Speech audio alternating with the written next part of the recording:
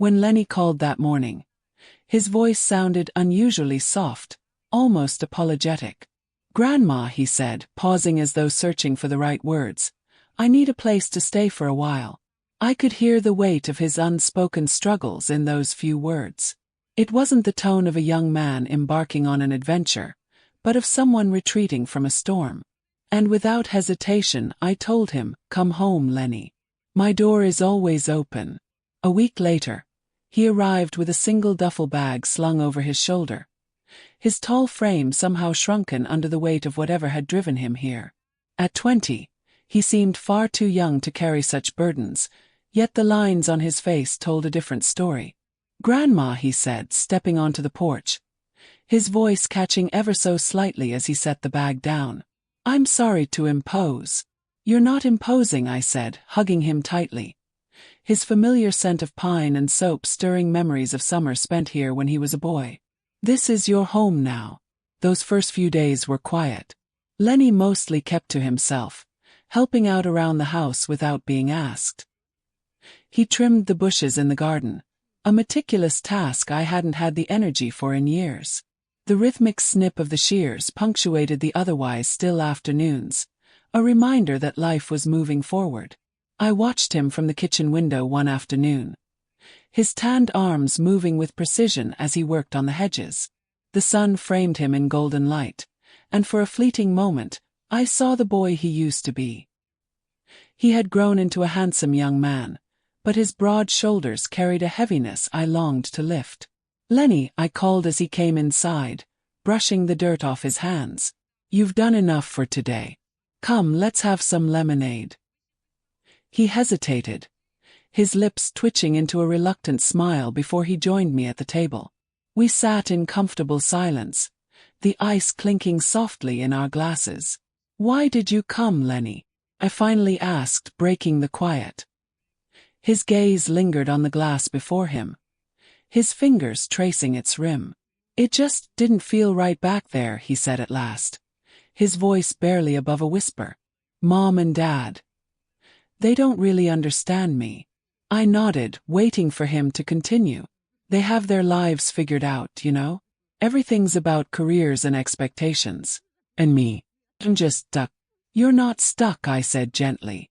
"You're just figuring it out like everyone else at your age." He smiled faintly, his eyes meeting mine. "You make it sound so simple." "It can be," I replied, reaching out to pat his hand. "You've got time, Lenny. And sometimes all you need is a little space to breathe." In the weeks that followed, Lenny found solace in the garden. He took to rising early, the crisp morning air invigorating him as he worked. Watching him, I couldn't help but feel a swell of pride, and something else, something I couldn't quite name. One evening, as we sat on the porch watching the fireflies dance, he turned to me, his expression unusually open. "Grandma," he began, "why didn't you ever leave this place?" The question caught me off guard, but I smiled. "I guess I always felt rooted here. Your grandfather built this house with his own hands, and every corner of it holds a memory." He nodded, his eyes searching mine. "Do you ever feel lonely?" The honesty in his question took my breath away. "Sometimes," I admitted. "But there's a kind of peace in it too." Lenny leaned back in his chair, his gaze drifting to the stars. "You're stronger than me," he said softly. "No, Lenny," I replied, my voice firm. "Strength isn't about holding it all together. It's about knowing when to let go." In that moment, I saw a flicker of something in his eyes, a quiet understanding, perhaps even hope. And for the first time in years, I felt a kind of connection that ran deeper than words. The days slipped into weeks, and with each passing moment, Lenny and I settled into a rhythm that felt natural, almost inevitable. He became my shadow in ways that neither of us acknowledged out loud. In the mornings, I'd find him on the porch with a cup of coffee, waiting for me to join him. We'd sit together, the silence between us filled with an unspoken understanding. There was something comforting about having another presence in the house again. For years, it had been just me and the creak of the floorboards, the whispers of the wind through the garden. But now the air felt fuller, warmer. One afternoon, as we worked side by side pruning the rose bushes, I noticed the quiet joy on Lenny's face. His hands moved carefully, delicately removing dead blooms and coaxing life back into the plants. "You've got a knack for this," I said, breaking the silence. He glanced at me, a smirk tugging at the corner of his lips. "Maybe I'm just trying to impress you." I laughed, though his words lingered longer than they should have. "Oh, stop it. You know you don't have to impress me." He paused, resting his hands on his hips as he looked at me, his expression uncharacteristically serious. "Maybe I want to," he said softly. I looked away, focusing on a particularly stubborn branch. "Well, if that's your goal, you're doing a fine job," I said, my voice lighter than I felt. The air seemed to hum with something unsaid, something I couldn't quite put into words. I pushed the thought away, telling myself I was imagining things. That evening after dinner, we found ourselves on the couch, a quilt draped over our laps as we watched an old black and white film. Lenny had insisted I pick, and I'd chosen a classic I hadn't seen in years. Somewhere between the dramatic monologues and the sweeping orchestral score, I felt his shoulder brush against mine. It was a small gesture, innocent, but the warmth of it spread through me like a fire. "Do you miss him?" Lenny asked suddenly, his voice cutting through the quiet. "Who?" I asked, though I already knew. "Grandpa." I nodded, my eyes fixed on the screen. "Every day," I admitted. "He was a good man. Stubborn as a mule, but good." Lenny smiled faintly. "I think I see a lot of him in you." Chuckled. "Oh, don't you dare compare me to your grandfather. I'm far more agreeable." He laughed, a sound that warmed me more than I cared to admit. "You're stubborn too, Grandma. But in a good way." I turned to look at him, and for a moment our eyes met. There was something in his gaze that I couldn't quite name. Something searching, something tender. The moment stretched on, and I felt my breath hitch before I forced myself to break the silence. "Well," I said, patting his knee, "I'm glad someone around here appreciates me." Lenny's hand covered mine, his touch warm and steady. "I do," he said softly. "More than you know." As the weeks turned to months, our lives intertwined in ways I hadn't anticipated. Lenny became my confidant, my companion in the quiet hours. We'd talk late into the night, our conversations meandering from his childhood memories to my own youthful misadventures. I shared stories I hadn't told anyone in years, and he listened with a quiet intensity that made me feel seen in a way I hadn't in a long time.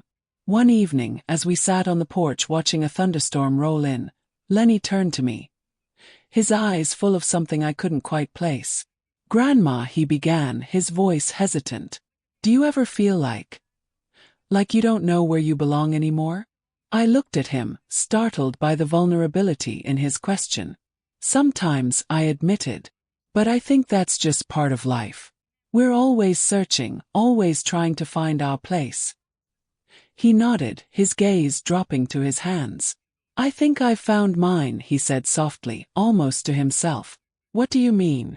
I asked, my heart beating faster for reasons I couldn't explain.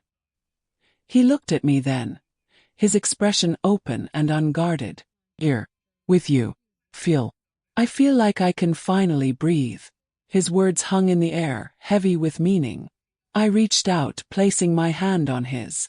"You're always welcome here, Lenny," I said, my voice steady even as my heart raced. "This is your home as much as it is mine." He smiled, but there was a sadness in his eyes, a weight that hadn't lifted despite his time here. I wanted to reach out to hold him, to tell him that everything would be okay. But I didn't. Instead, I sat quietly, my hand resting on his, the storm rumbling in the distance. That night, as I lay in bed, I couldn't stop thinking about the way Lenny had looked at me. There was something there, something I didn't dare name. It wasn't just gratitude or affection. It was deeper, more complex. I told myself I was imagining things, that the loneliness of the past few years had made me overly sensitive. But deep down I knew there was more to it than that. Lenny had become a part of my life in ways I hadn't expected. And as much as I tried to ignore it, I couldn't help but feel that our bond was growing into something neither of us fully understood. The days went on, each one blurring into the next, until I realized that I was no longer waiting for Lenny to find his footing and leave. Part of me hoped he never would. It had been 6 months since Lenny moved in with me, and in that time our lives had merged in ways I couldn't have predicted. When he first arrived, there was a certain distance between us, a polite respect for the roles we played in each other's lives. I was his grandmother and he was my grandson, and though we loved each other deeply, there was an unspoken understanding that we were separate, defined by our generational gap. But something had shifted. Gradually, over time, that gap had closed, and the air between us felt lighter, more familiar. Lenny had begun to call me Dear Carrie. A playful nickname at first, but over time it had become a comfort, something that slipped out easily, like a well-worn shirt. It had started as a joke, an attempt to lighten the mood during one of those awkward silences that seemed inevitable between us. But soon enough, it wasn't just a joke anymore. It became natural, even affectionate. And in some strange way, it felt more like a partnership than the relationship of a grandmother and grandson. "Hey, Dear Carrie," he would say as he entered a room, a mischievous glint in his eyes, like he knew exactly what he was doing. The words always brought a smile to my face, and I found myself responding in kind. He would always chuckle at the way I said it, as though my tone was a little too endearing, a little too familiar. At first, I wasn't sure how to handle the change. Our relationship had always been built on a kind of gentle authority, the role of caretaker that had defined me in his eyes for so long. But now we were both adults, our boundaries and roles blurred by our shared time and intimacy. The little things that once seemed foreign began to feel like a second skin. Lenny started to hug me often, pulling me into tight embraces that were more than just the simple gestures of affection we had shared when he was younger. These were deeper, more lingering. Sometimes I would catch him just standing there, holding me a little longer than necessary, his breath warm against my hair. I tried not to let it confuse me, tried to remind myself that these were just the actions of a boy trying to connect with a woman who had always been a constant in his life. But the warmth of those moments stayed with me longer than it should have, and there were times I caught myself wondering if this closeness was something more.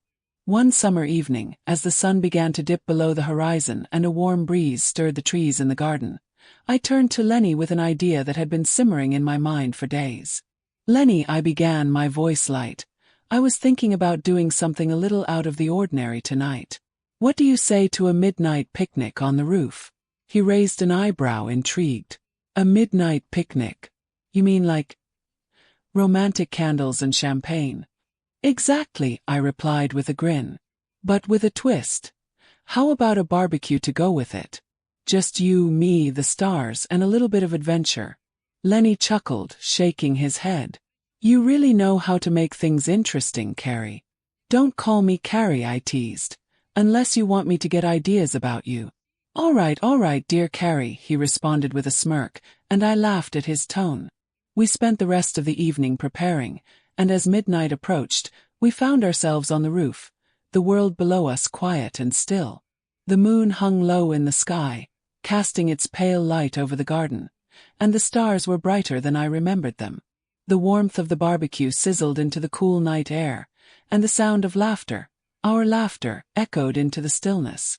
We settled onto a blanket, the champagne glasses clinking softly in the quiet, the firelight casting a warm glow over our faces.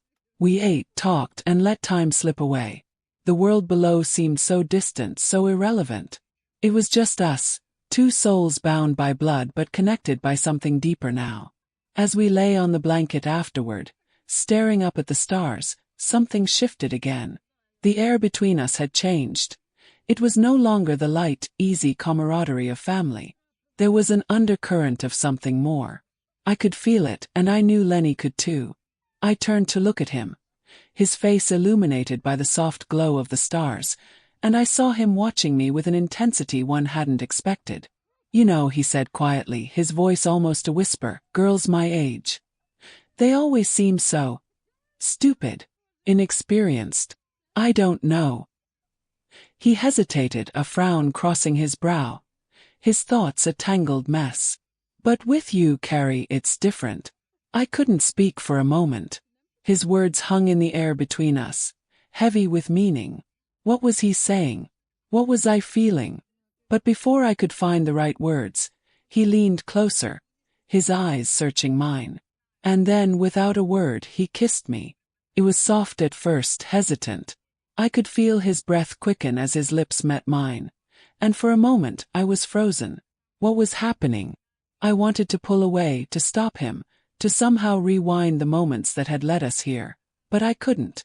There was something in the way he kissed me, something deep and knowing. It wasn't just a kiss between a grandson and his grandmother. It was more than that, something that transcended the roles we had once played. As he pulled away, he looked at me, his eyes full of an understanding that I couldn't name. His breath was shallow, his body tense. And yet, in that brief moment, we didn't need words. We both knew. I didn't pull away. Instead, I let the stillness settle over us, the quiet understanding between us the only thing that mattered. We lay there in the dark, the stars above us like distant witnesses to our silent exchange. In that moment, I realized something I had known all along but had never dared to confront. This bond we shared was never meant to be confined by the boundaries of family. It was something more, something deeper. And for the first time, I wondered if I was the one who had been blind to it all along. We stayed on the roof for what felt like an eternity. The cool night air wrapped around us, but neither of us felt the chill. Lenny's arms held me close, and I could feel the steady rhythm of his heartbeat beneath my fingertips, matching the quickened pace of my own. It was as if the rest of the world had dissolved, leaving only the stars above and the blanket beneath us. He kissed me again, his lips softer this time, more certain. Each kiss felt like a promise, a silent declaration of something neither of us could put into words. I didn't resist. I didn't even hesitate. For the first time in years, decades even, I felt alive in a way I couldn't explain. It was as though the emotions I had buried deep within me were finally allowed to bloom, unrestrained and untethered. Lenny pulled back slightly, his face just inches from mine, his breath warm against my skin. His eyes, so full of intensity, searched mine, and I could see the unspoken question lingering there. Did I regret this? Did I wish it had never happened? I answered with a kiss of my own, threading my fingers through his hair as I leaned into him. The stars above seemed to blur, their light mingling with the fire I felt in my chest. For so long I had been content with my quiet life, resigned to a solitude I thought was my destiny. But now, here in Lenny's arms, I felt like I had been pulled into another world, a place where the rules didn't matter and the only thing that existed was this moment, this feeling. Days turned into weeks, and our lives found a new rhythm. Lenny found a job at a nearby design firm, a position that allowed him to channel his creativity into something tangible. He'd come home in the evenings, his eyes alight with the stories of his day, and I'd sit across from him, listening as he spoke with a passion that made my heart swell. Our relationship remained a secret, hidden from the prying eyes of the world. We knew what we shared was unconventional, impossible even, but neither of us cared. The judgment of others didn't matter when we were together. What we had was ours alone, a bond that couldn't be defined or understood by anyone else. We spent countless nights on the roof, our sanctuary beneath the stars.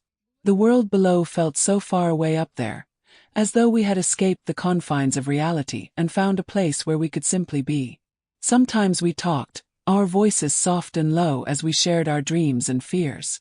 Other times we didn't need words at all. We would lie side by side, our fingers intertwined, letting the stillness speak for us. Do you ever think about what people would say if they knew? Lenny asked one night, his voice thoughtful as he gazed up at the stars. I turned to look at him, my hand resting on his chest. I try not to, I admitted. It wouldn't change anything. They wouldn't understand. He nodded, his expression serious. They'd never see what I see in you. They wouldn't know how you make me feel. Like I can finally breathe. I smiled softly, brushing a strand of hair from his face. That's all that matters, Lenny. As long as we have this, we don't need anyone else. His arms tightened around me, and he kissed me again, slow and deliberate, as if he were trying to convey all the emotions he couldn't put into words. I felt his love in every touch, every lingering glance. It wasn't a fleeting infatuation or a passing whim. It was deeper than that, rooted in the quiet understanding we had shared from the moment he stepped back into my life.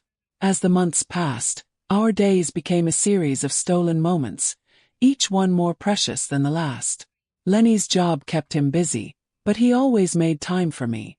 Whether it was a quick kiss in the kitchen as I prepared dinner or a quiet evening spent reading together in the living room, every moment felt like a treasure. We knew our love existed in a fragile bubble, one that could burst if we weren't careful. But instead of worrying about what might happen, we chose to focus on the present, on the happiness we had found in each other. There were times when doubt crept in, whispering questions we couldn't answer. Were we being selfish? Were we tempting fate by holding on to something so forbidden? But those doubts never lingered for long.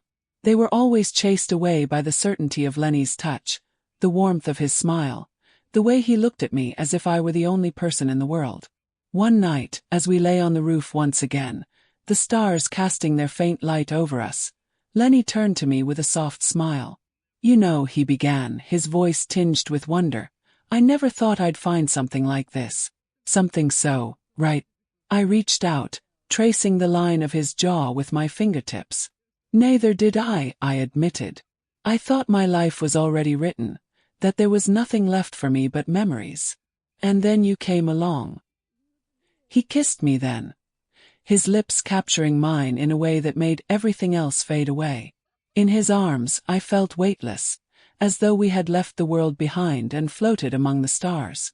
It was a feeling I couldn't describe, a sense of being completely and utterly alive. As we lay there, wrapped in each other's arms, I realized that I didn't care if the world would never understand us. What we had was ours, and it was beautiful. It didn't need approval or validation. Simply was. "I love you, Carrie," Lenny whispered, his voice full of emotion. I smiled, my heart swelling with a warmth I hadn't felt in years. "I love you too, Lenny." And as the stars continued to shimmer above us, we stayed there on the roof, kissing and holding each other, feeling as though we had left the planet entirely. In that moment, nothing else mattered. This was our world, and we were happy,